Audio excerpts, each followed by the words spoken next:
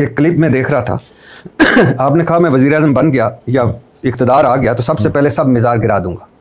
जी, मिज़ारों पर जाना हराम है।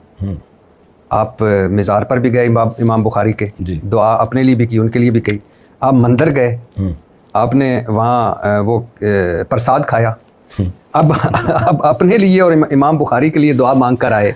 मिज़ारों पर जाना बंद कर दो, मंदिर गए और आप वो भी कहते हैं कि वो जो चढ़ावे और ये वो वगैरह, तो उधर प्रसाद साहब भी आपने खा लिया। मज़ारों पे जाना गलत का मतलब कब्र पे जाना गलत नहीं है।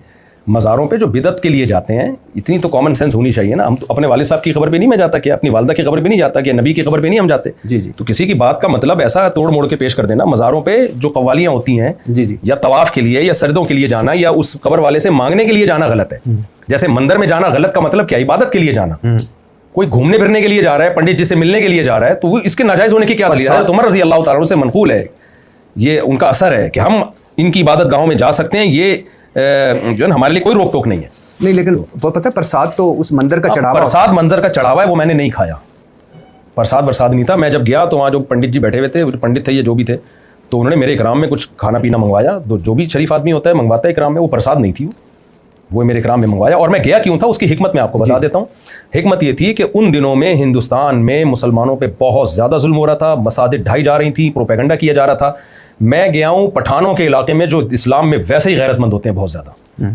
तो मैंने कहा सारे चारों तरफ पश्तो पठान रहते हैं और उनके बीच में मंदिर है और इतना महफूज है। तो ये मैसेज गया हिंदुस्तान कि हमारे पठान कौम जो गैरत में मशहूर है और इस्लाम में मशहूर है, वो उनके इलाके के बीच में एक मंदिर बना हुआ है और खुल के इबादत हो रही है, कोई रोक टोक नहीं है। तो आप मुसलमानों को भी वहां आज़ादी दो मस्जिदें बनाने की और मस्जिदों में इबादत करने की। और ऐसा मैसेज गया है कि वो हिंदुओं के मैसेज आए कि हमें तो पता ही नहीं था कि पाकिस्तान में मंदिर इतनी आराम से वहां इबादत करने दी जाती है और इतने खूबसूरत मंदिर बने हुए हैं। तो ये मैसेज था जो इस ब्लॉग के जरिए मैंने इंडिया के लोगों को दिया। उस पर बहुत ज़बरदस्त रिस्पॉन्स आया, इंडिया के मुसलमानों का भी और हिंदुओं का भी रिस्पॉन्स बहुत ज़बरदस्त। आपने